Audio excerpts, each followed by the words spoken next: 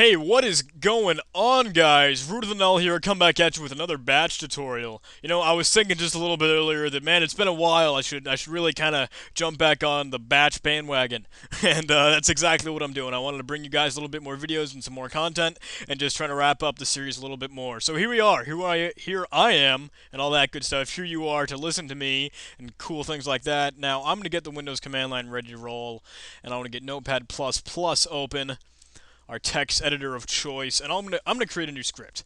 Now we don't really have to do what I'm trying to teach you in this video. We don't have to do this in a script, but it's just good practice, and I want you to get used to the idea of making a script, because man, it is so much easier when you actually make a script.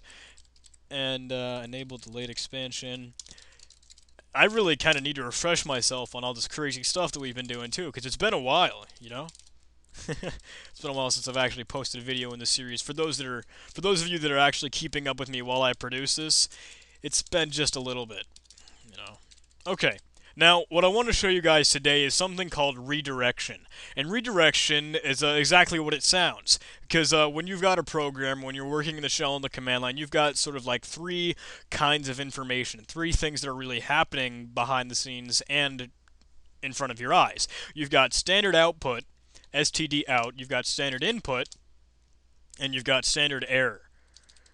Standard input is normally from your keyboard, what you're actually typing into the program. Standard out is what the program will display, like we would be normally using with the echo command, and that sort of thing. And standard error is what we would display if something goes wrong.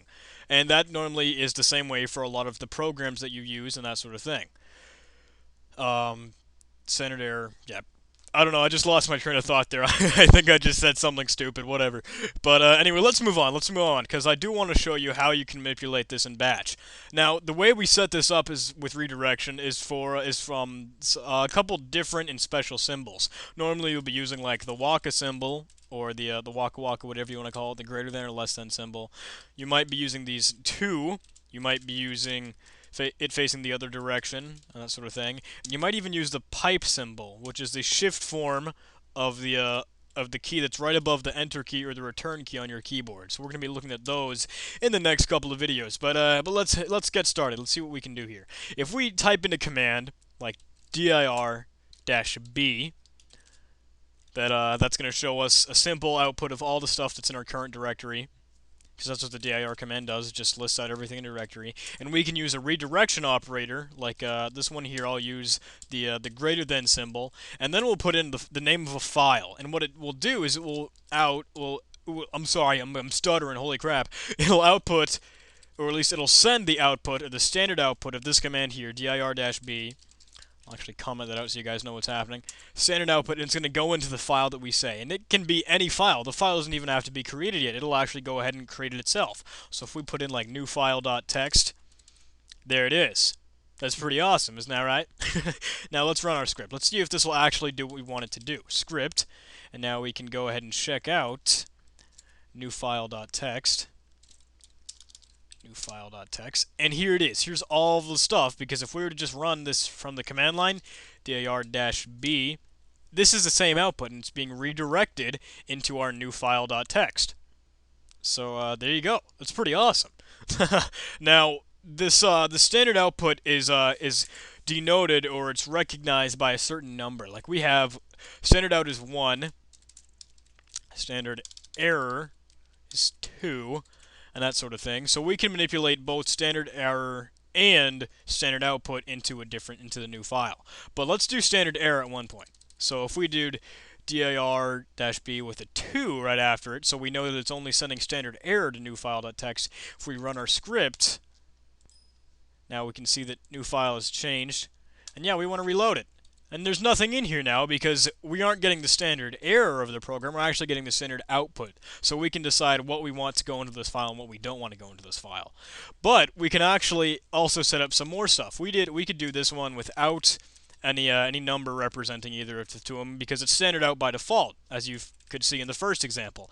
If we did another redirection operator, and then we put the 2 after it, 2 after our file name, we're going to want the standard output over here along with the standard error. And what we can supply is we can supply an ampersand, which is the shift formation of the 7 key on your keyboard, and then we can say 1 because we know that standard output, is already being redirected to new file.txt. So when we say we want 2 to go to that same place, this is all that it means. That ampersand will send it back to what we already sent, and then whatever the number already is. The number that we've just sent this previous thing to. So that might be a little bit hard to wrap your mind around, and I'm pretty sure I'm doing a terrible explanation, but all this really means that it's going to send it right back to where we already put the initial one right here. So standard output and standard error are being sent to new file.txt. Let's go ahead and run this. Oh, ampersand was unexpected at this time, and you guys kind of have to be really cautious about this because batch is such a sensitive language. You don't want any spaces because it'll try and interpret it as another command. So let's run this one more time. No errors, no output, anything like that. And hey, new file has been modified. We can check it out, and we get all of the information that we get here that we just ran as we would normally run the dir-b tag, because that's the standard output. We don't have to worry about any standard errors because this is run perfectly fine. So we're good in that position and that sort of thing. But there you go, guys. There is a little bit of a small taste of redirection because we can actually do some really cool stuff with this once we know that it's the command using the redirection operator to a file, and then we can also supply some more information from standard output and standard error. Thank you guys for watching, though. I hope you enjoyed this, and we'll be looking at redirection a little bit more. It's a pretty simple topic, but I want to show you guys some of the more interesting stuff you can do with it. But I still want to show you the fundamentals here, too. So thanks again, though, and I'll see you in the next video. Bye.